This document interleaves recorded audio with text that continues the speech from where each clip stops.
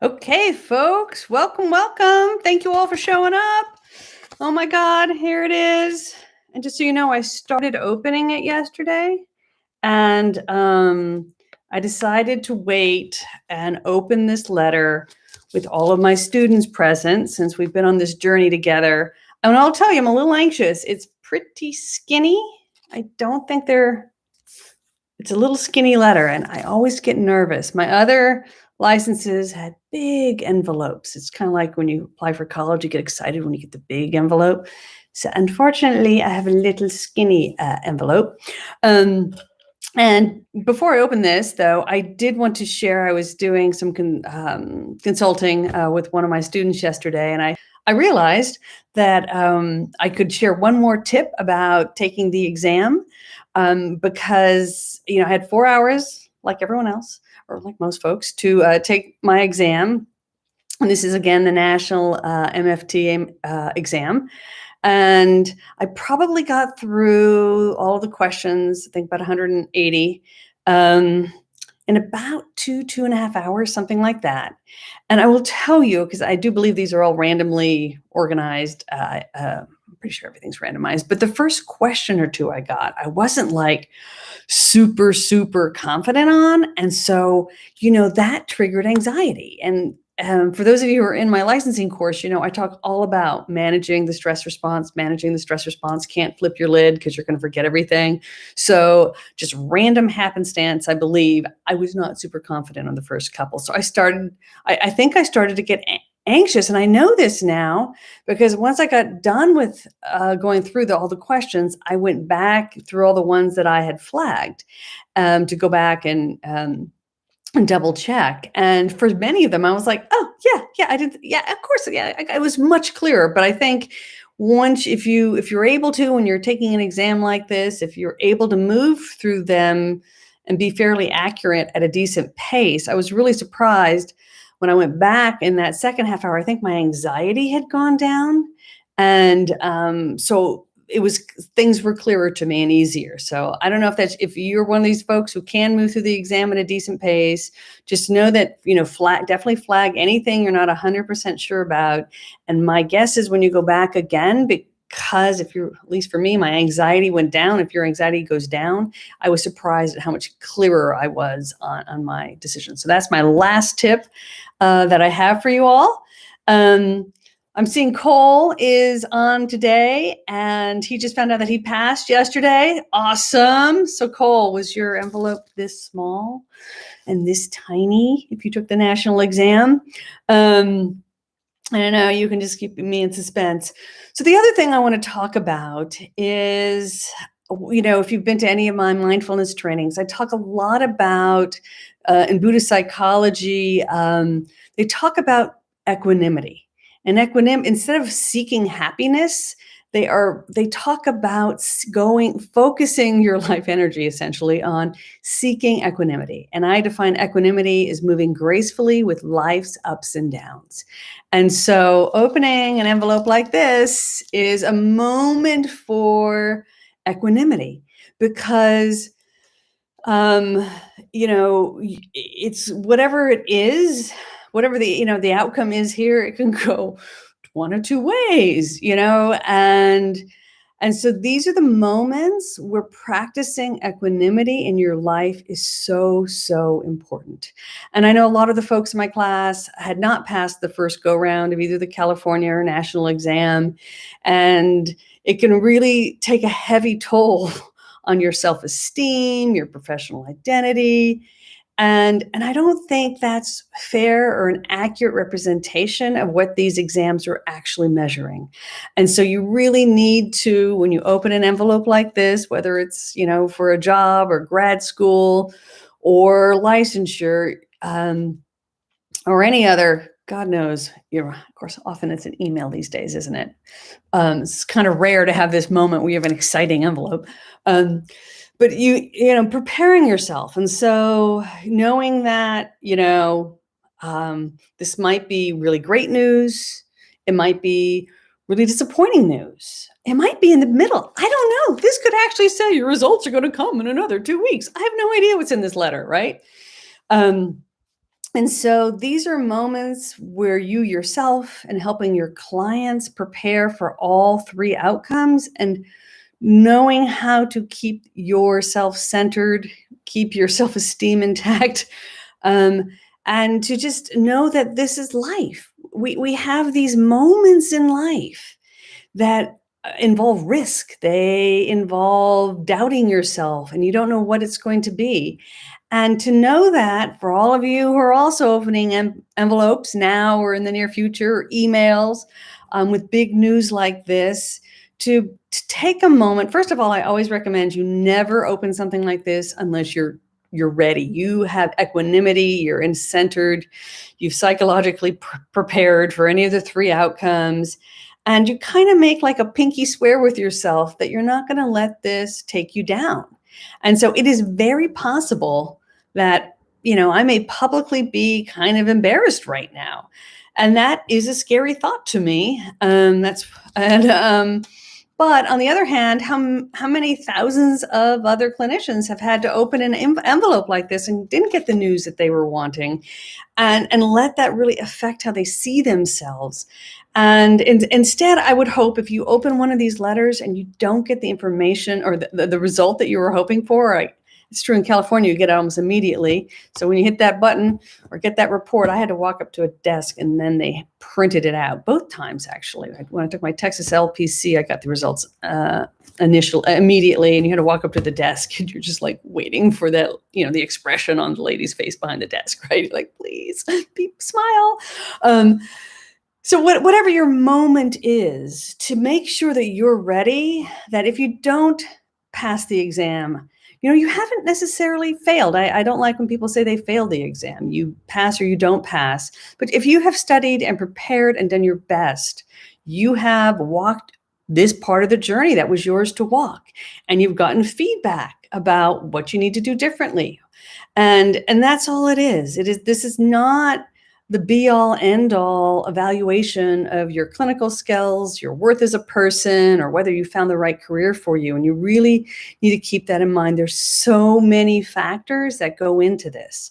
And so to be prepared, and I'm trying to prepare myself right now for being really embarrassed, I don't have to prepare too much for being excited. And then also, this could be totally like, oh, yeah, your results are coming in a couple more weeks. Just keep waiting. I have no idea because it's such a thin envelope. Look at that. It's just so thin. So someone's congratulating. Oh, yeah, they're congratulating Cole. Yes, yes, yes. Okay, so let's go ahead.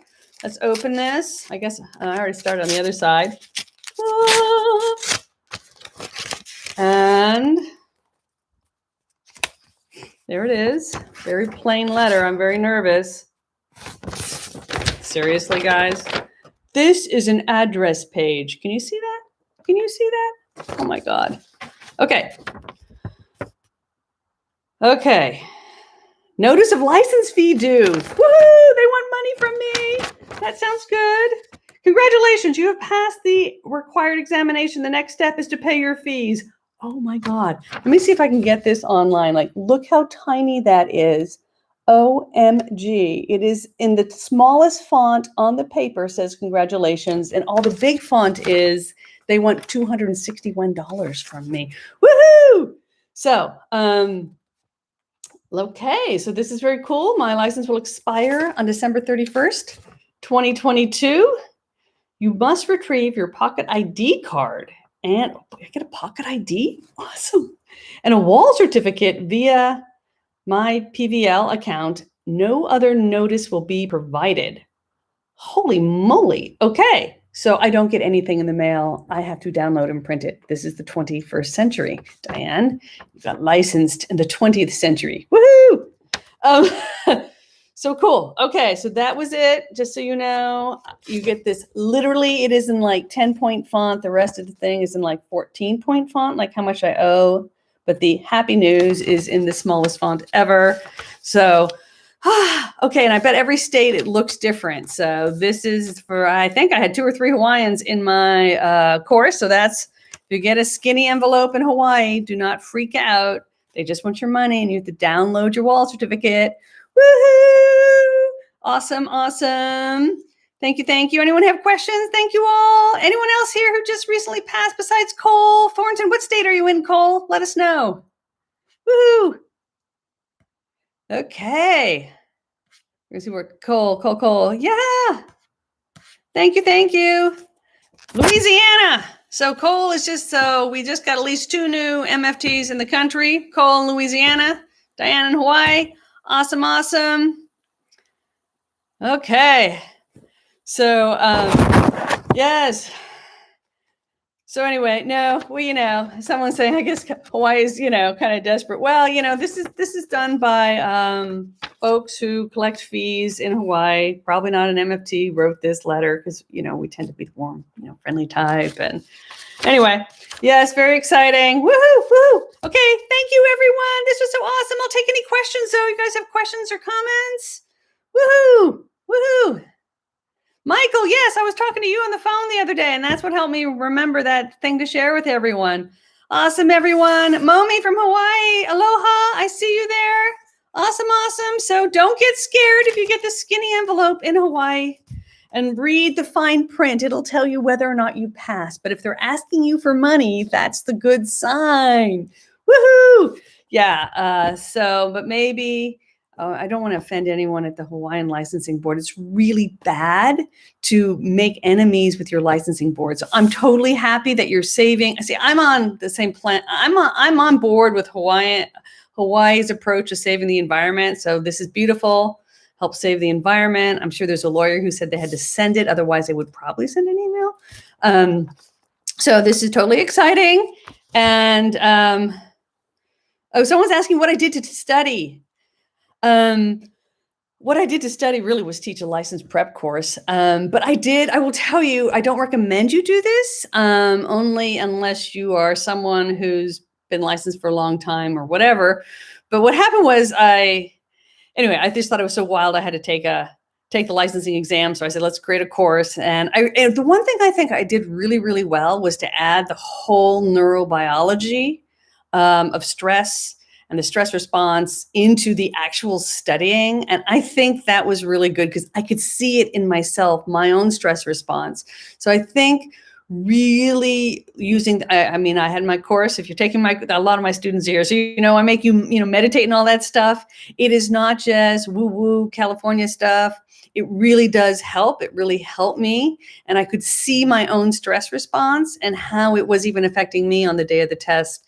Because my first 2 questions out of the gate were like, oh boy, if there are 178 more like this, I'm not going to pass. So knowing how to manage your stress response is huge. And after taking the exam, I'm really, really glad I made that like the foundation of I even tell my students, if I sound like I'm repeating myself and telling little stories, it's so that neurologically you're going to remember what I said. So that was really good, using all the neurological hacks. I think is huge. In my course, I go over the cognitive types in terms of knowing what type of mistake you tend to make. And I use the Myers-Briggs kind of cognitive functions, not the personality types, but the cognitive functions. As a perceiving type, I know that the type of when I went back through, I said, I'm not going to change any answer unless I'm 110% sure I missed something, because if I'm the type who tends to overthink things, and then I tend to go back and change my correct answers to the wrong one. So I think knowing what type of mistake you're likely to make is really good. I will tell you, honest to God, the day before the exam, I got a little nervous and I went and took 2 full-length practice exams. I do not recommend doing that the day before, but I did it on a beautiful balcony on Waikiki, looking at Diamond Head on my laptop on the balcony, taking my tests, and those totally stressed me out. I don't know if I learned anything from that, but it totally stressed me out. So I don't recommend doing that, but definitely knowing your classic, for the MFT exam, know your classic systemic theories, backwards, forwards, like strategic, systems, structural, Bowen, Satir. Those you really want to know well. I think it's easier to get the right answer on CBT and solution-focused narrative. So using the flashcards, knowing your vocab, for a lot of folks, that's really, really big. So let's see. Any other questions here? Let's see. Shannon was saying also the test doesn't start until you click start. So do some emotional regulation before you start. Absolutely. I did some mindfulness. I will tell you, if you have the pleasure of taking your licensing exam in Honolulu, the Bishop Street testing place, they had the best COVID protocols. They were the nicest people. It was probably the cleanest place I have been in my life. Certainly during the pandemic, they were totally awesome there. So aloha to all my Hawaiians out there. Woohoo. What else? Let's see. The course was, oh, thank you. Someone saying they enjoyed the course. Yeah, I heard that I was a little more entertaining to at least see a person talking to you, to have it live and engaging. We had a lot of fun going through the practice exam together. That was a lot of fun. I really enjoyed that. So thank you to all of you who showed up to go through the practice exam with me. We had a lot of fun debating answers and kind of going through, and we missed one together. So that was awesome. Aloha from Hana. Aloha. Let's see. Oh, make sure you're well fed too. I was starving halfway through it, and it made it hard to think, Larry. Good point, Cole. Oh my God. And I was in Hawaii, and there was the restaurants weren't open. There weren't enough servers. It was hard to get food. I brought power bars with me, and I had one for breakfast before. That's all I had before. So definitely make sure you fuel up. 4 hours is a long time. Oh God. And it's something like your brain uses 25 to 30% of the calories. It's hard to believe, right? So make sure you have fueled up. I had to arrive there at they called me the day before and they said they wanted me there at 7, and the restaurants weren't even open at 7. So if you have to travel like I did to take your exam, bring some food with you. Do not, assume everything is, because they wanted me there 45 minutes before the test started at 8. So I did on a power bar, but good point, Cole. And I was afraid to even just go out and get water. I just drank a bunch of water before I went to the bathroom, drank a bunch of water, had my power bar, and just tried to make it through. And then I had another power bar in my bag. So when I walked out, I had a little something. Awesome. Okay, Rita said she took the class but missed a couple. Yeah, watch it. We had a lot of fun. We had a good time together. So yeah, definitely go through. I'm not going to reveal which practice tests I took, Momi, just because I've critiqued them in other places. So I'm not doing that publicly. But I did. I actually took it from 4 or 5 different vendors who offer tests. I kind of wanted to just, I don't know, see what everyone else thought was on the exam, because it's weird to be taking the exam and teaching a course, because I really had to go back and what are the edges of knowledge that people need? And I realized it was less clear than I thought. So, but yes, I'm a perceiving type on the Myers-Briggs. So I just have to I had to take every test I could to just make sure I didn't miss anything. So that's just the way I study and the way I write my books and everything, which really is kind of, it's not obsessive, but I like to make sure, I found every published article on whatever I'm going to write about. And it takes extra time, but it makes me, I don't know, feel like I've done my due diligence. Oh, someone's asking, would I recommend the course above others? Well, yeah, I guess I would. Well, so what I like about my course, you have to think about your style. I kind of have a little bit more of a lively style. I certainly go into some of the neurological stuff. So if you really hate mindfulness, my course may not be for you. But if you like kind of thinking about the stress response, and I really think that is so key. If you haven't passed the exam once, I definitely think working on your stress response. When I coach people to, to pass this stress response, is I think everyone underestimates that piece. I think also knowing what type of mistakes you're most likely to make is really huge.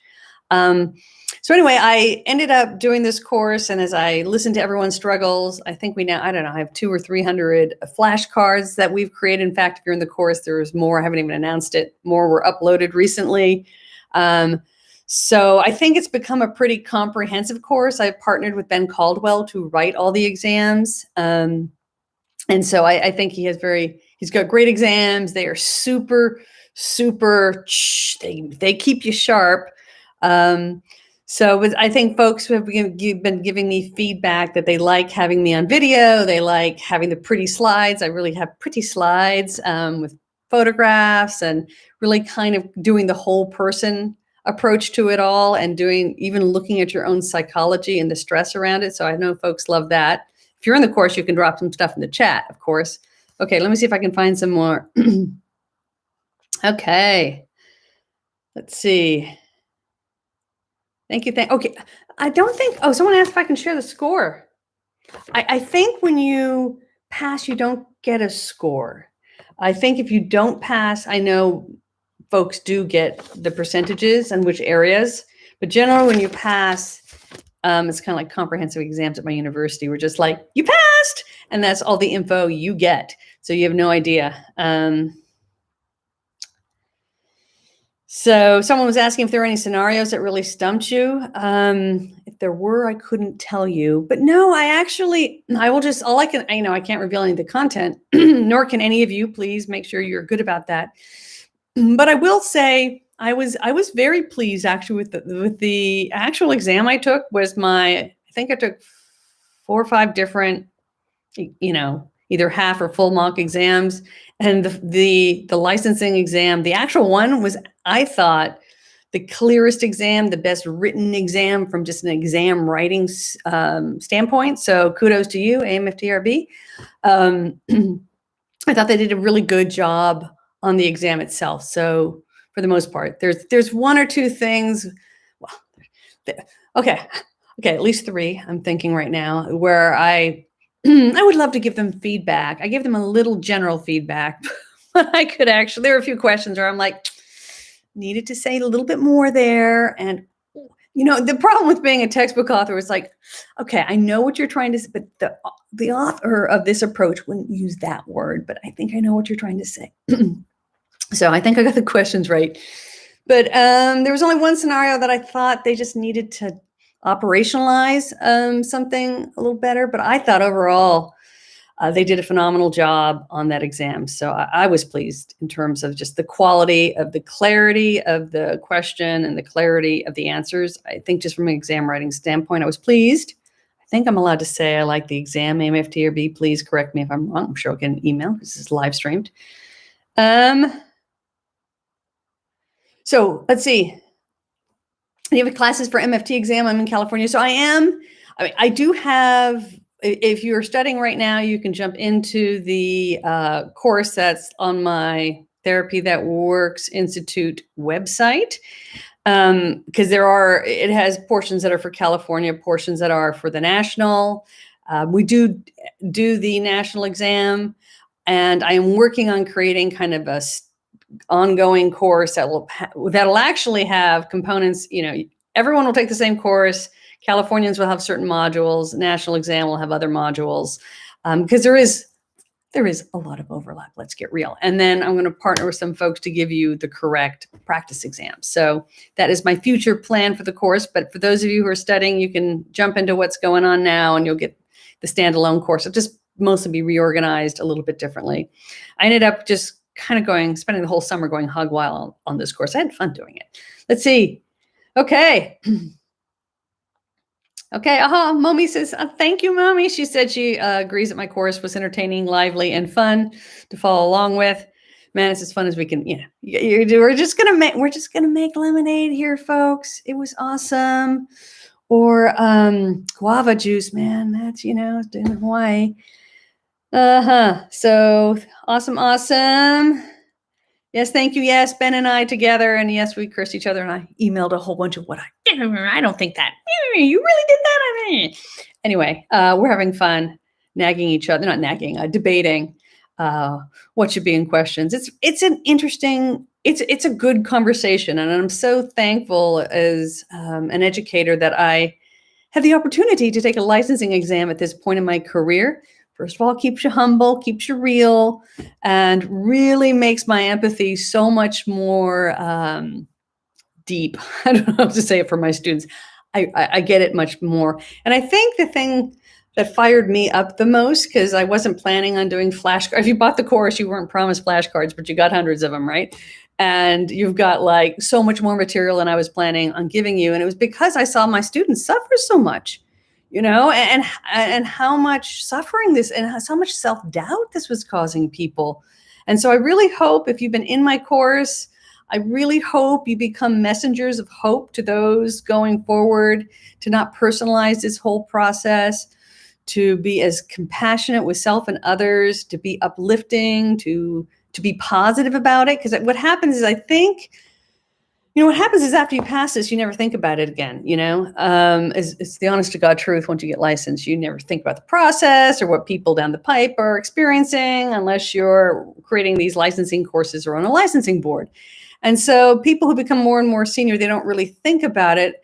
And what happened, and this probably was true when I was taking my exams, and I was pretty much in grad school. So, where the culture has become very anxious as people are trying to figure out, oh my God, what do you study? This and the myths and the horror stories and this doomsday approach. I really hope, if there's nothing else of me going for licensure has gotten folks, is that let's try to make this a positive, healthy, uplifting, confidence building experience, whether or not you pass the first time. Okay.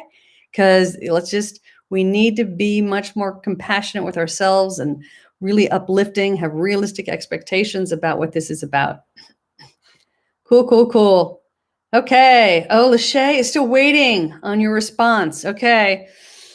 Practice equanimity. We don't know. Don't worry if it's the skinny envelope. Okay. Thank you, Evelyn. Oh, so good to see you.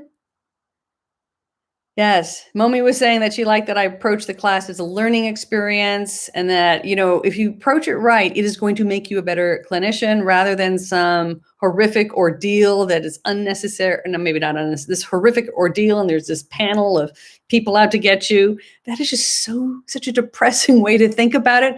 But oftentimes I can see on the Facebook pages, people get so less than hopeful and upbeat about it. Awesome. If you're in my course, you get the flashcards. Oh, Michael was saying, so I ended up adding so many modules. If you're in my course, there are pages. So you have to hit page 2, and the flashcards are one of the last modules. So if you're in my course, it's the last module. If you can't find it, you have to click over to, there's 2 pages of so many modules, so much material. There's a second page of materials. You'll find it right there. Awesome. Yeah, I love it, Terry. And I know Michael was on the call, and I hope it's okay if I say this. It's like most of us have, you've never not passed. Let's not use the word fail at anything. Everyone taking these exams have master's and doctoral degrees, right?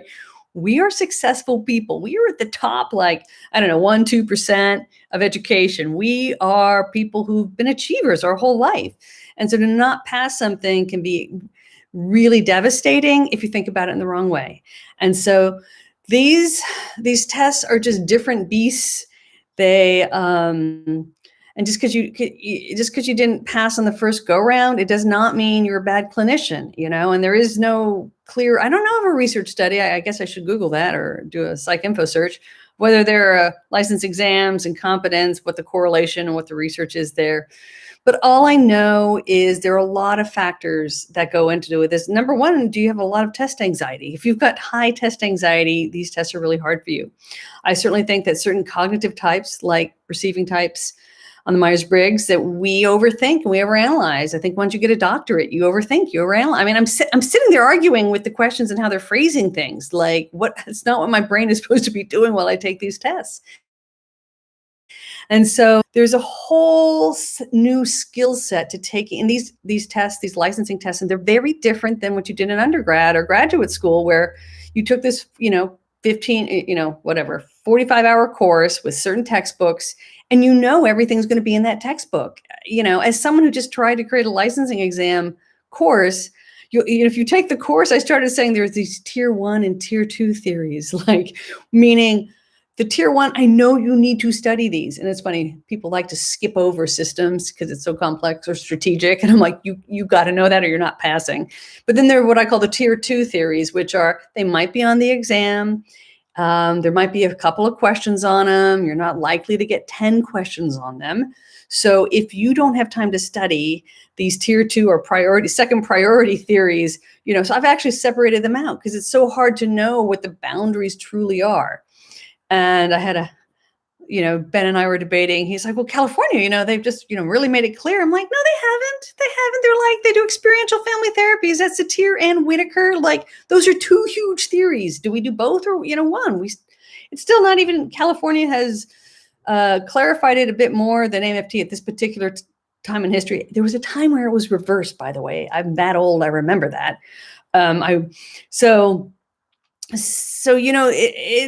This is not necessarily a reflection, and there's like bad information out there all over the place, even, and so it is, I think if we could, I know I'm asking both licensing boards, if you could just clarify a few more boundaries, I think it would reduce people's anxiety and not end up in this place where I guess what breaks my heart is some very competent people end up feeling like not super, if they don't pass in the first round, it really takes a huge hit because we are all at high achievers. That's how you get a master or doctoral degree.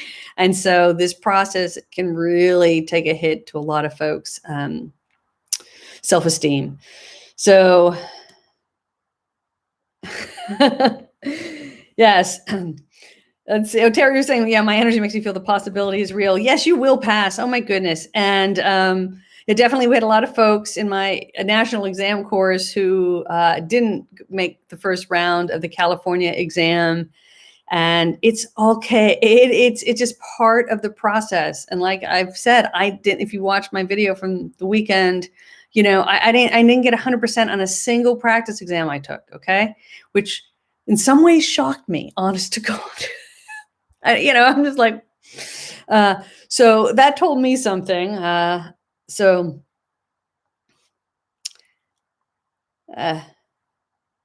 see, Terry, how much time did you use to prepare for this exam? Did you feel that the LMFT prepared you for the exam in comparison? Not quite sure exactly. Exactly what your question is, Terry. I prepared for the exam by teaching a licensing course, which is a very unusual way to do it. But I just went back through, the theories I've done so many textbooks, and most of the theories are like in my head, but I had to go back. What I really had to do is to go back and remember how to answer licensing exam questions. And there is an art. And I know some folks are like, oh, I'm just going to try, and they didn't pass the first round. And I think it's because there is an art to taking these. There's a real strategy to taking these exams. It is a bit different than what may have gotten you through your GREs, your undergrad or grad school, in terms of how you really focus on the licensing. It's a multiple choice, but it is a bit different. And so usually, my experience, because I have mostly coached before this class, I've mostly only coached people who didn't pass in the first go round. And as I talk about in my course, there's 3 areas. It's you didn't pass because your test anxiety was so high, you flipped your lid, you didn't remember anything.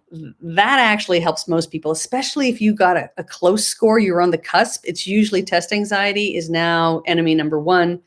Enemy number 2 is not knowing the strategy. Like, you're reading it like an undergraduate question rather than a licensing exam question, and there is a difference.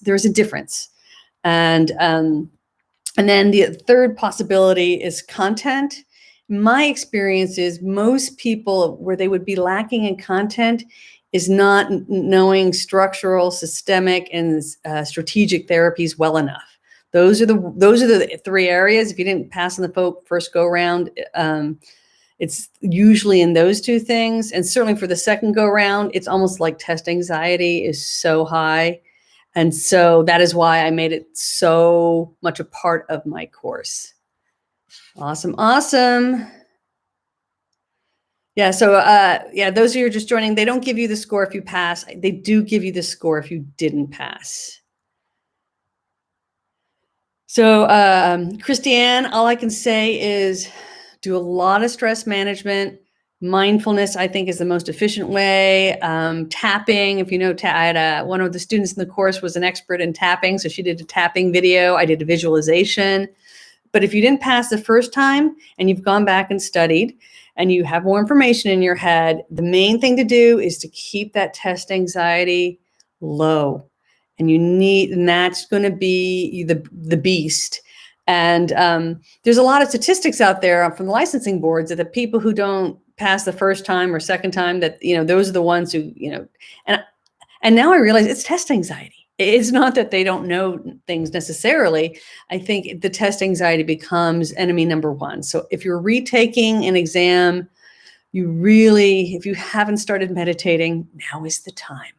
So, and that is why I literally start all of my courses where I made everyone meditate for 30 seconds. I didn't want to overdo it, but I recommended more. But whatever your skill is for calming the stress response when you get stressed, mindfulness, tapping, deep breathing, prayer, I don't know, pick whatever it is, the most efficient one, and use that before the test, every time you study, and then during the test even.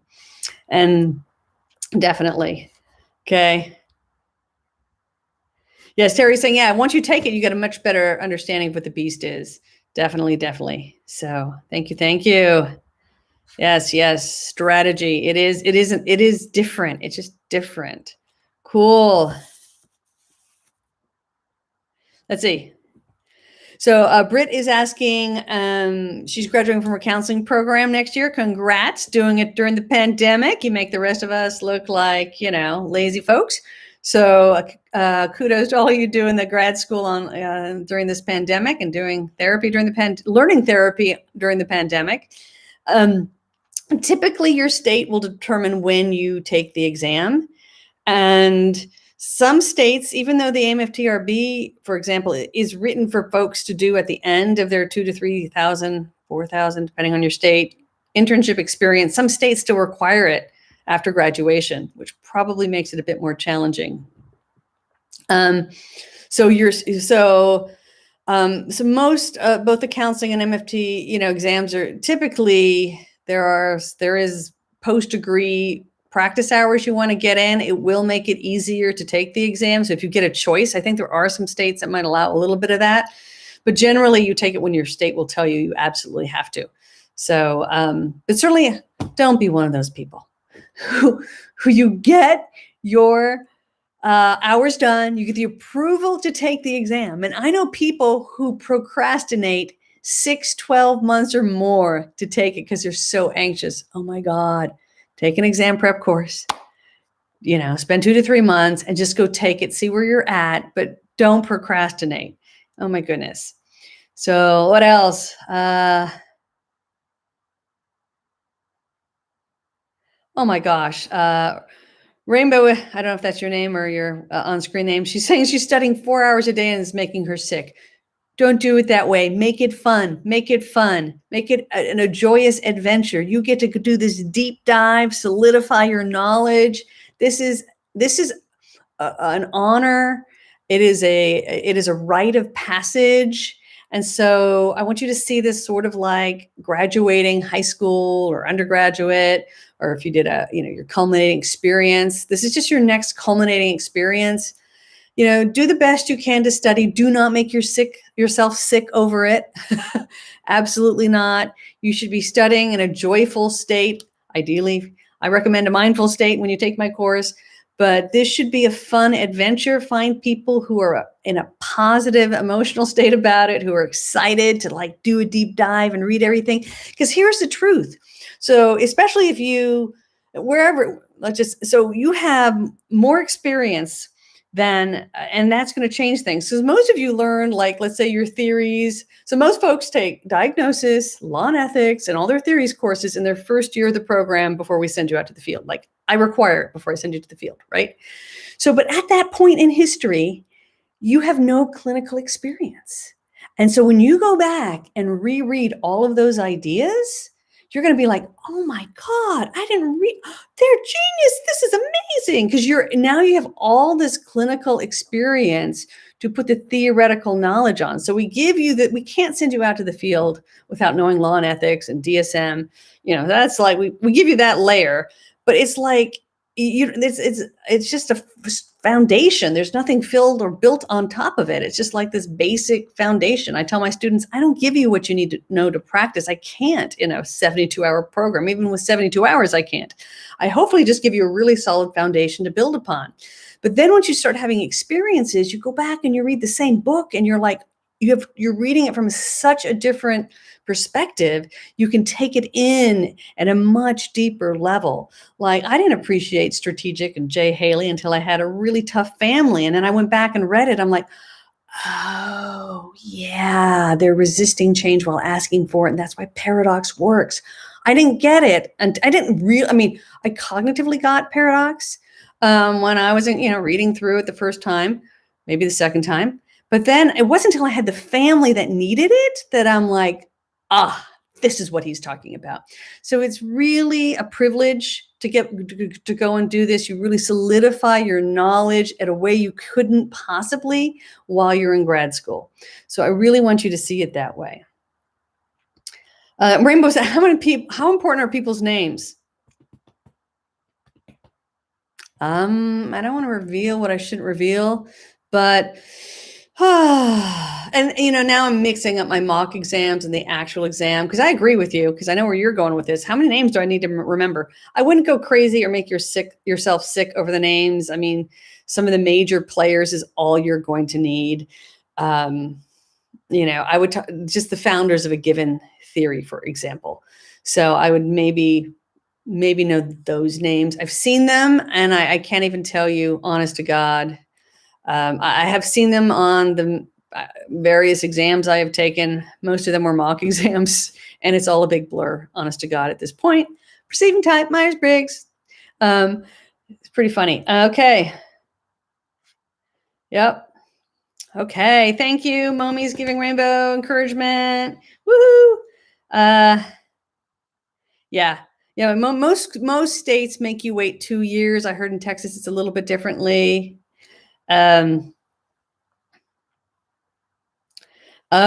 Christiane was saying, I think if I took my test straight out of grad school, I would have done better. My practice in the field has made me overthink questions. Totally. And that's my weakness. I overthink it all. And so that's why my little pinky swear promise to myself was, do not if you go back and review your questions, don't change a single one unless you're 110% sure you found a new factor that you missed. And there was only one I let myself change when I went back. I probably reviewed, 30 to 50 of them, because I always want to look at things from every angle. So yes, totally. If you're an overthinker, I talk a lot about that in my course, because that's how I am. That's actually, I think, how the majority of people in our field are. That's just the typical types who are attracted to this type of work. It makes you better in the room. So the ability to think from multiple perspectives makes you better in the room. It makes you worse on licensing exam tests. So do not take your results personally. So cool. Wow. So Rainbow is saying she is in North Carolina and taking the exam before you graduate. Okay, well, cool. So Christiane was thinking that's a great idea. So, wherever you are, you do what you do, do your best, and, go from there. And it's just, even if you're at the end of your graduate program, I promise you, you can go back and read the same textbooks you read at the beginning, and the authors are going to seem so much more intelligent now that you have some clinical experience behind you. So, okay, so Rita is saying she is taking her exam after she finishes in October, because she missed the September deadline. Here in Texas, you can take it before you finish your last term in grad school. Yeah, I heard about that in Texas. So, so Texas, North Carolina, you take it during your grad program. And so, in that case, what's good about it when you're taking it in your exam program, you're a little bit closer to remembering the theories. And I do think grad school curricula is closer to what the exam wants you to know than probably your field site supervisor wants you to know, because field site supervisors don't talk in terms of theory, but your professors do. So that's the upside. The downside is certain questions, especially around probably some of the ethical stuff. It's funny when you live through some of those episodes, like, you have to do first threat to others, that really sears it into your memory. It's a little bit traumatic. So those are the ones, if you're taking it during grad school. The good part about that is if you had a really strict supervisor around law and ethics and a really you might have thought they were a little neurotic for your site. I think that's a good thing. I look for that in field sites that we partner with at my university at Cal State Northridge, because it sets a very clear, legal thing. If you feel like you didn't get good law and ethics in your not your grad program, it's your field site for whatever reason, not necessarily that they're unethical, but maybe you didn't have to deal with a lot of child abuse reporting or, threat of harm or suicide or any of that stuff. If you didn't do a lot of that crisis work, maybe a little refresher course on law and ethics in your state, or your state doesn't matter for the national exam, but might be a good thing. Cool. Very cool. Okay, folks. Well, I hope this was fun. Oh my God, it's 12. We went for 46 minutes, 48 minutes here. So if there are any last questions, I'm more than happy to take them. Thank you all so much for sharing this moment with you. And you know what? I think everyone here at some point, you're going to have this moment too. I have a video. I don't know if I said this in my video. My son just tested for black belt. And by the way, he passed. Woohoo! He was so nervous. He was nervous for months. Oh my God. I have a worrier. I didn't realize my 12-year-old son is a worrier because he looked so cool and calm on the outside, but inside he was totally stressed out. And my son came to me, probably 4 or 5 months before his black belt test. And he said, "Mom, I'm terrified. What happens if I pass?" So my son started karate, I think when he was, it was 3 or 4. He turned 12 and took the test a week later. So he just turned 12. So it's like 8 years or whatever, 7, 8 years of his life, maybe 9, I don't know. And I lost track. And I just looked at him and I said, "Hon, you have come this close. There is no way on God's green earth you're not getting your black belt, because what happens if you don't pass in July is you take the test in November, because they test every 4 months. So know that the license is yours if you just stick with it. So you don't actually need to get all worried about what's in your letter. Because as long as you're persistent, and most of you have invested so much money, there's no way you cannot not get it. Kind of like, honey, I have been driving you 2 to 3 times a week to karate for the last 8 years of my life. You're getting your black belt, kid.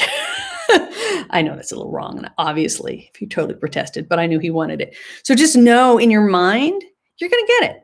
Okay, so don't worry about not passing. I know that sounds horrible and kind of crazy, but think about it. It's kind of like my son. And he's like, my son was great. He's totally a logical kid, right? He's like, "Oh, you're right. I'll just take it again in November." So I'm like, so go do your best, practice really hard, do the best you can. And he didn't think he passed. It was, it's a tough test. It was no joke. And you could see, his face was pale because he thought he had 5 attempts to break the last board. They only give him 3. So he didn't break the hardest board break. And so he really thought he failed. He just watched the blood, and I'm like, mindfulness, breathe. You know what? It can always be November. And he's probably spent 10, 15 minutes in total limbo hell with no blood in his face. But you just have to know you have come this close. So those of you who are listening to me, you either have a master's or doctorate, or you're just about to get it. You're prepping for these exams. You have come this far, okay? So you have a minimum of what? Let's see, a minimum of 6 plus 13, you have a minimum of 19 years of education, probably 20 years of education, okay? You're gonna get the license. So just take that pressure off yourself. And especially if you're getting to the point where you almost feel sick about it, the license, you're going to get this. You're going to get to pay your $261 or whatever it is dollars as well. Congratulations. Send us a check. So it's there. You've come 20 years to this point. So do your best to study and make it a joyful process that makes you a better human being, makes you more confident, not less confident. Hang out with people who are doing the same thing, because that negative talk really, fear-based talking really brings you down. And just know it's yours. It's yours. You just have to, you may have to take it a couple times. What ifs? No one will ever ask ever again. Your clients will never know. It's yours. Just focus on learning, focus on mastering this, because it'll make you a better clinician. Awesome, awesome. Okay, folks. Thank you, thank you. Very good. Thank you, Fabiola. Yeah, he had a journey too. He had his own journey too. Cool. Christine, I'm glad you're feeling better. I'm glad this was the pep talk you needed today. Awesome, awesome. Wishing you all the best, everyone. And I wish you the best on your journeys. Make it a great journey for you. Make it so that you become more confident. Do not let this process bring you down. Let it just be feedback into the system that maybe you need to go back and learn X, Y, or Z better, or maybe what you're going to learn in this is to manage your stress better. So, sometimes I have certainly talked with people where it's all in their head and they get so anxious, they kind of fall apart under pressure. And so maybe what you're going to learn isn't what theoretically the test is supposed to be teaching you, but it's an important skill as a clinician. Can you manage your stress when there's a crisis? And can you manage your stress under pressure? And so even though it's not the content, it is a skill that you want to have as a clinician. So who knows what your personal learning edge is with this whole process. And so I just invite you to really reflect on that and make this process your own. Make your journey a great one for you, whatever it needs to be. So thank you, Terry. Blessings to you all. And so take care, be well, do I want to say best of luck? I don't know. Can't we come up with a better expression? Just go shine, do your best, and be okay with whatever that is. And so if you're at a site like in California, where they're going to give you your exam results right away, they don't do that with the national exam. If you're in another state taking a PPS or counselor and you're whatever it might be, and you're getting your exam results, before you even go and get them, get yourself centered and just know this is your journey. Do not let it question you. Take the feedback in as to whether you pass or not, and just move forward from there. Okay, thank you, everyone. Thank you for the warm wishes. I'll let Michael know I'll wish him well and congratulate him. Congratulations to all of you, because I know at some point in the near future, you will all get one of these very soon. So take care. This was so much fun. Be well and take care. I will see you soon. Bye-bye.